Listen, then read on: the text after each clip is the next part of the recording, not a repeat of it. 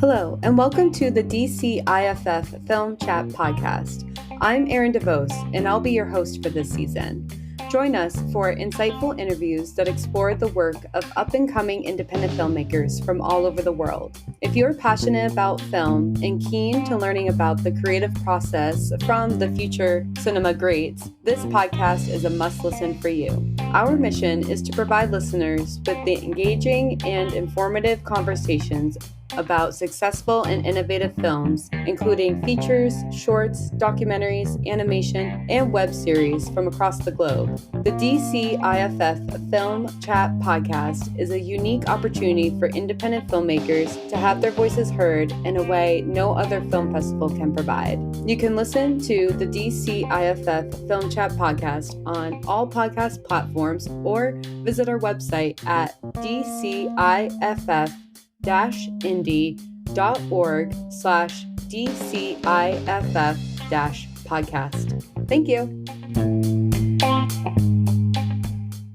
Hey, Film Club fans. Super excited to introduce you to our next guest, who is Bradley Berman, the director of Jack Has a Plan. And through this documentary film, we are following the life of his best friend, Jack. And Jack is a man with a terminal brain tumor he's been living with for 25 years and then decides to end his life. And his family and friends are struggling to accept his decision. And so through this film, I feel that it is a story that's filled with hope, humor, and self-determination as Jack's best friend, Bradley, documents his 3-year quest to die a happy man. And I could truly say that this film was very heartfelt and also had a lot to say in the sense of not only what true meaning of life is, but how to live your best life until there are ways that you want to maybe live or even think differently. And Jack really resembled that when, the end came near.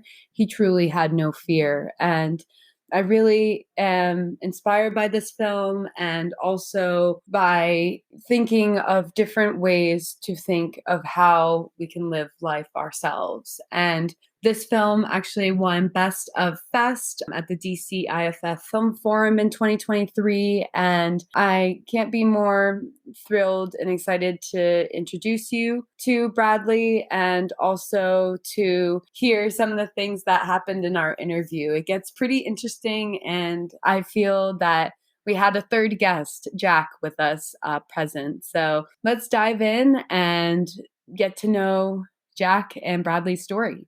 Today, I'm welcoming Bradley Berman. He is the director of Jack Has a Plan, which is a documentary. I mean, I've seen it. I really think personally, it's a really great film, especially given the subjects and also the topic about it. So I'll let you introduce yourself and your film. Okay, cool. So thank you very much for inviting me, and that's great to be here in DC with you guys. I'm glad you said that you saw it as a film. It's not like there's a lot of social issue documentaries out in the world. Yeah. This one could have been one about, sort of attacking the medical establishment or talking about the field of medical aid in dying, which does come up in the movie, but this is a story. Yeah. First and foremost, this is a story about my good friend Jack Teller, who's this crazy, wacky, fun, energetic, life-loving dude who just also happens to have a very unique position in the world, which is he was diagnosed with a terminal brain tumor, given 6 months to live at age 32. I mean, he faced the firing squad. He was on the precipice. He was staring down his mortality at age 32 and given 6 months to live, but he lived for 25 years. Wow. So something happens in a lot of religious traditions and in life for a lot of people when they recognize that, we're impermanent and we're mortal. We're small compared to the universe, or we're here for a short while, and you live life differently when that happens. He just happened to do that for 25 years. And so it is about death and dying. Mainly because he decided after those many years, as he started to decline, that he didn't have a bucket list. Do you have a bucket list? Only a few items, but Few not that items. big. Yeah. I mean, he had achieved and done and lived the life that he wanted to live, that he didn't think he was going to have. So when he started to go into decline, he made a clear decision. I'm happy. I'm not going to try to push by using the medical establishment and all this incredible technology, medical advances that we have. It can extend. Our lives are being extended, right? However, some crazy disproportionate amount of our medical expenses occur in the last 6 months of life. And in most cases, it barely extends our time right here. And at the same time, so it kind of in many cases, it bankrupts families, and it's mentally anguishing, and people suffer a lot through that. Instead, he said he was going to go out in style. The way he put it is he was going to go out in a blaze of glory. Yeah. Right? And that's just, he and his wife scheduled a party, met with people, all of his friends for the several weeks before he decided to exit life stage. And he told everybody that he knows and that he loves them. And he sort of did it in style. Yeah. So that's probably went on too long with that, but that's what the film is. It's a life-affirming, funny story about how we can feel good and positive about our mortality. Mm-hmm. Yeah, absolutely. No, that wasn't too long at all. I think there's so many pieces to this film that really I can see, a lot of different things. Like one, not only deciding to end your own life, but the way that he wanted to do it. Like, it's not always, just given some of the reactions, with some of friends and family, they had very mixed reviews on it. And so, and it even made me think about, family members and friends that I'm aware of, in the sense of being if it was come down to this decision, what that would be like for them. So I thought it was a very eye-opening documentary film, and exploring more of those subjects and kind of relating into that as well. Are you doing kind of some advocacy work based on that? To a certain extent. I mean, people these days call it impact campaigns. There's impact producers. So yes, we're working with all kinds of groups. I mean, what you have to realize is that there's a movement happening now. Yeah. Some people call it the death positivity movement. See, you never know what's going to happen. Where people are overcoming the taboo of discussing death. There's death cafes. I have a friend who does death over drafts. It combines her two passions, craft beer making and having discussions about death and grief. And people get together and they drink beer and they have fun and they talk about, issues of death and dying.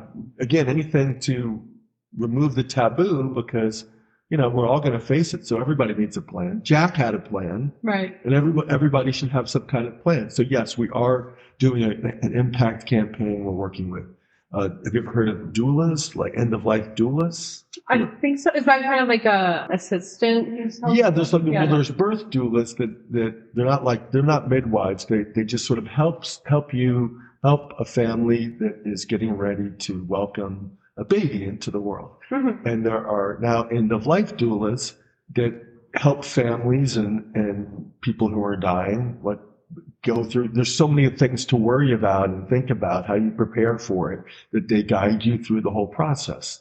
So that's a big burgeoning field. And as America's population gets older, the aging of the baby boomers, et cetera, this is going to become more important.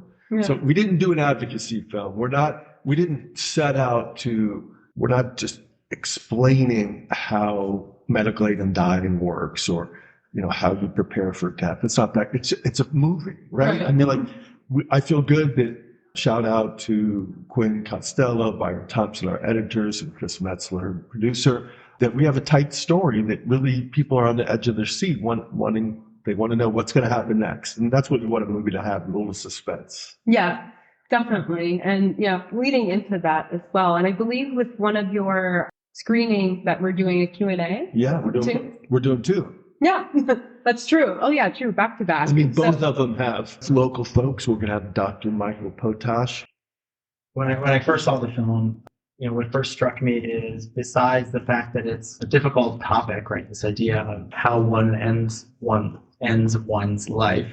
It's also just a beautiful sort of tribute to a friend, right? It's about grief, it's about loss, and it's about bringing someone's life to an end. So I think first and foremost, I think it's a sort of a beautiful tribute. And one of the things that I liked about this, I think, let's be honest, this is it's kind of controversial, this notion of sort of ending one's life in this way. It's an ongoing conversation, especially in this country, certainly in Canada at the moment, across the ocean in Europe, where there's a few countries where it's legal. This option is accessible to about 1 in 5 Americans, so about 20% of our country has access to this kind of aided dying. But one thing I loved about this film is I don't think it sort of portrayed this as like just an inherent good, that this is just a wonderful, awesome thing and everybody really supported. Brad did a really great job. And we've talked a lot about this, about sort of the ways in which pretty much everybody around Jack really struggled with this decision and in a lot of ways tried to convince him not to do this. And it is kind of odd, right, that they're the characters in the film that are sort of present, but not really, are the medical people, right? Because this is both a person's decision, but as I think his friend John Lemon mentioned, like if he was at home with a gun, this would be very different. But in fact, this is sanctioned by the medical establishment and was a prescription written by medical professionals, and that it changes things and it also complicates things. So I'll stop there and see if there are kind of any questions or any thoughts. We can also just have a conversation. I would be interested just in knowing how many people who would consider doing this. As you watch it, and would you consider in a difficult scenario doing this? Well, quite a lot of people. Yeah. Question: have you Sure. been involved personally in helping somebody go through and arrive at this decision to take their life? So while it is legal in the District of Columbia, it's been about 6 years. So 2016 is when the law in DC went live. DC is obviously very different than other states. In other states, there's sort of a process, a legislative process. In DC, it kind of went to council and then passed pretty quickly without a lot of warning. So and DC unfortunately is underserved in terms of healthcare systems and healthcare providers. So while there are people doing it in the district, it's quite few. I work at a large health system that is across state lines, and so it's been a very slow process deciding whether this is going to be something that we'll be participating in. So I personally have not done. Could you just repeat what you do exactly again, please? Yeah, sure. So I'm a clinical ethicist, and I also do palliative care medicine. Okay. So I'm a clinician. Okay. So my quick question is, what do you think is, because this is becoming more popular, Yeah. what do you think what are the main counter arguments being thrown against this? Like, what is preventing this from being more ubiquitous than it is right now? Yeah. There's a lot of different ways to think about this. I'll just say one is that the conversation about whether the medical establishment should be involved. So you're basically including a doctor or a clinician in prescribing something, right? So you're medicalizing something.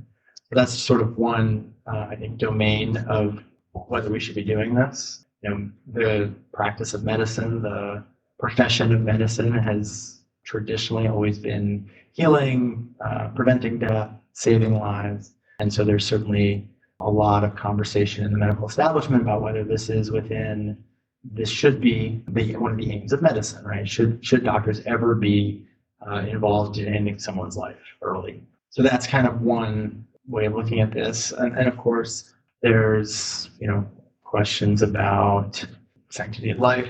Will we ever cut time short? Questions about prognosis. So questions of how much time is left. I think one of the really controversial things about this film is when people think of a dying person, we think of someone with cancer who is slowly, becoming weak, fading away. In this, it was really hard to see physically Jack changing.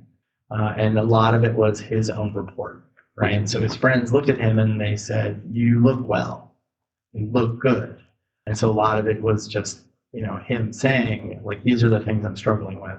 So it's hard to know really how much time they had left. Theoretically, at least in this country, this option really should only be for people that are at the very end. And so if somebody somewhere in California said, yes, he only had 6 months to live, but looking at him, that's hard to say. So there's questions of, we're really bad at prognosis and knowing how long someone has. And so should we really be doing that? Those are big ones. I'll stop there.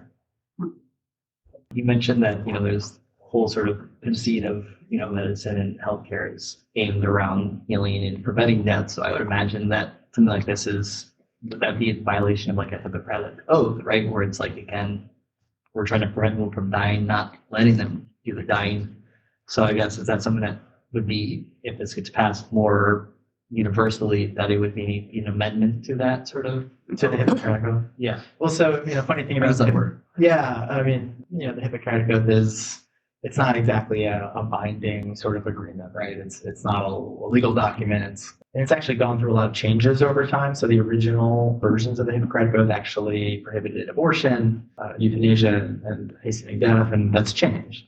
The current Hippocratic Oath that most doctors will say when they traditionally start medical school does not actually include any language around hastening death, euthanasia, or abortion, etc.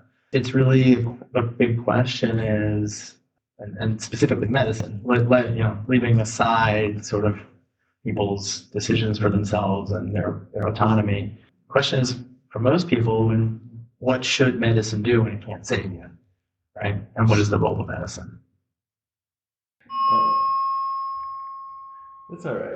This is the test that they were talking about. We should just let it run. Just don't cut. Just keep going with because life is like this. We don't know what's going to interrupt. You can try to edit out emergencies, or you can just embrace them and live with them, and people can still hear us, right? Or no? Yeah, no, we got all the different equipment. Yeah, so, this is, I would tell you that I think Jack is present. I'm an atheist. I don't believe in spirits or ghosts or anything like that. But there's something going on with Jack. Jack always wanted to be a celebrity. Mm-hmm. He always because of this weird family background that shows that's In the film, yeah. in the film is he had the oddest family life that you can imagine. Mm-hmm. Like one tidbit. His mother never hugged him or threw him a birthday party. Yeah.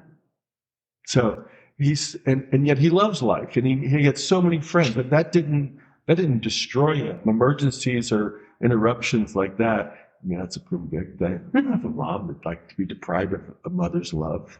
Yeah. No, that hits, the core. And then like being able to, how he expressed himself, like, later in life too, like to be able to bring out being like, this is what I've wanted. And so like to really like live out his life. And I think, I kind of wanted to say like that moment, I was just like, I wonder if that's Jack like coming in right now. So many weird things like that. Once you get tuned into it, then all these coincidences, you assign meaning to them. Mm-hmm. But there's a lot of stuff that's happening. But just to see him up on the screen and to, the thing that I feel so good about with this film as we toured around the country is like thousands and thousands. I don't know how many, probably like this point, tens of thousands as we're just getting rolling. Tens of thousands of people got to meet Jack, spend go on this journey with him. Yeah. And it was his idea for the film. I'm kind of a part-time filmmaker, mostly a writer, although I have a background in filmmaking, and he wanted this film made, and he over time convinced me to do it. So he's sort of the writer of it. He's the writer of his own story. Like this is like his creation, and he wanted to get it out there, and it's very gratifying to see it finally reach an audience here and other places. Definitely. Yeah, no, it's such a beautiful thing. And like, yeah, I can't. Did you cry? Yeah, of course. Like, I think like there's a lot of emotion that comes from this film because, not only through death, but being able to make those decisions and see the reactions of the family members too. Because, it's not only just you that you're thinking about in some ways, but at the same time, like, you want to be happy in like what you're doing. That is one of the big lessons that I've, even when you're making the film, you're learning about the characters. Yeah. Right? Mhm. And then you bring it out in the world and you get reactions from people and you learn even more. And I used to think of it sort of, when someone has a terminal illness like this, it's about all the family and friends coming together to support that person. Mhm. It's really not that. It's more about that person, if they're able, as Jack did, if they're able to come to terms Yeah. with what they have. It's about him guiding everybody else, Mhm. helping everybody else understand that. Like the key here is we need the doctors especially, and that's why what we're going to discuss in this panel. Yeah. Dr. Potash is, one of his specialties is narrative medicine, which I didn't even know existed, right? Mhm. Narrative medicine. How do you listen to the story of the patient? How do you take the struggling with this disease? How do you take into account their entire life story, Mhm. right? Their entire personhood, not just treating the disease or the symptoms, but taking, everybody's a story, right?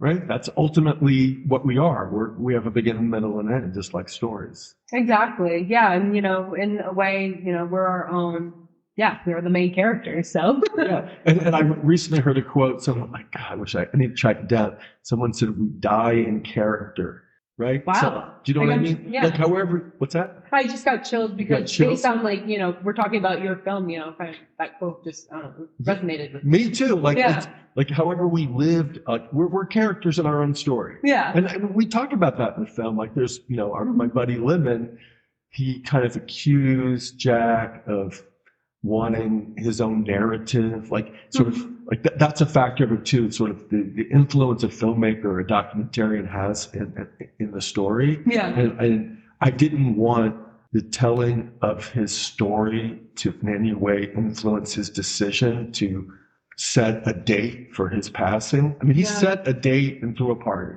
So I didn't want him to grandstand.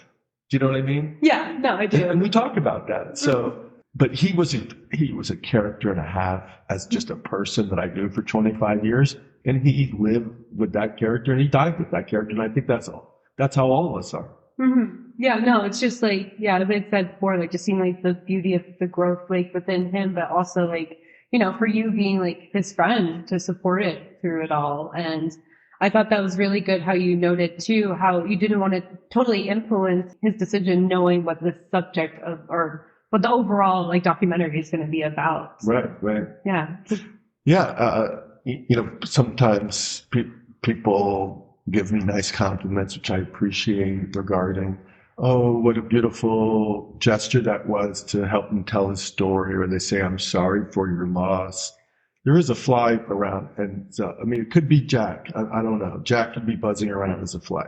But anyhow, I don't feel that loss. I feel like only a gain, only a gift. I'm still talking about the guy. Like right now, he's, some people say that, there's physical death of your body, but somebody really dies when the last person utters their name or thinks about them. Yeah. Because I don't know my great-great-grandparents. I mean, I have photos of many of my great-grandparents and certainly my grandparents, but there's certain people in my family that I have no knowledge of, and that's how we will be one day. Mm-hmm. But Jack is just continuing to exert his friendly influence. And in fact, towards the end of the film, there's a line where he turns to the person who's put up the most resistance, Leonard, our cartoonist friend. And this is the last words he said to him, and we captured it on film. He says, well, I'm probably going to haunt you, but in a nice way. And that's how it is. Jack is, he's such a nice sweetheart of a guy, and his presence is now getting out there in the world. Yeah, no, and then even in the podcast today, through the fire alarm and the fly. So. Exactly. So right here, whoever's listening that's in DC, listen to we're everywhere. Yeah. People should know there are resources to make this transition easier. Absolutely. Yeah. And to fold into that, if there's any resources or organizations that you think folks should, look into. And the organization is INELDA, INELDA. And so they have a directory of local end-of-life doulas. Mhm. There are big organizations that are trying to change legislation, like alleviate the suffering that people have in those last few weeks, to change laws so that there's proper, like doctors can properly assist people through this transition. Mhm. It's medical aid in dying is legal in 11 entities, 10 states and DC. Not all those are implementing the law. Like DC, I think, sort of struggles with some of the implementation. Mhm. But there's the group, the Death with Dignity National Center. They're a very good organization. I'm going to have to start with those two. Okay, great. And then, and where can listeners find more information about you and follow your film, follow Jack's Sure. journey? We have a website, jackdocumentary.com, Mhm. and that's where we're listing all of the screenings. And there's Facebook, facebook.com/jackdocumentary. So, hit us up there if you want to do a local screening, whether it's a local hospice organization, palliative care group, brain tumor support group, or just people that are like sort of into this topic. Reach out, because we have ways now to do sort of custom local streaming and in-person events. So I would love to, extend that. And I think that we're going to have thousands of these across the country in the coming weeks and months. Definitely. Yeah, no, looking forward to following you along in that. And yeah, welcoming Okay. you to DC. Okay. Thank you. Yeah, Thank you. thank you. Appreciate it. It was fun. Yeah, no. Even with the flies. I know, with all the things. I couldn't believe that all happened. But yeah, as you said, it couldn't be more natural. Yeah, good old phones. Never disappoint you. I shot about a third of the film on a phone. Really? On a 13? On an 8, and it looks beautiful. No Good job. way. I swear. I had a little, you ever seen this little Shure microphone you can plug in? Uh-huh. Yeah, that's hot. Because it was so intimate, the guy was dying. I didn't want to have a big, Yeah, phone in there. I shot the whole thing myself though. I didn't have a crew. Oh, wow. That's really amazing. This podcast is brought to you by the DCIFF supporters. We could not be here without all of you to be sharing this amazing outlet with filmmakers from around the world. If you are interested in supporting DCIFF, head on over to our website through the link description in the bio of this episode, or you can go right to the website, which is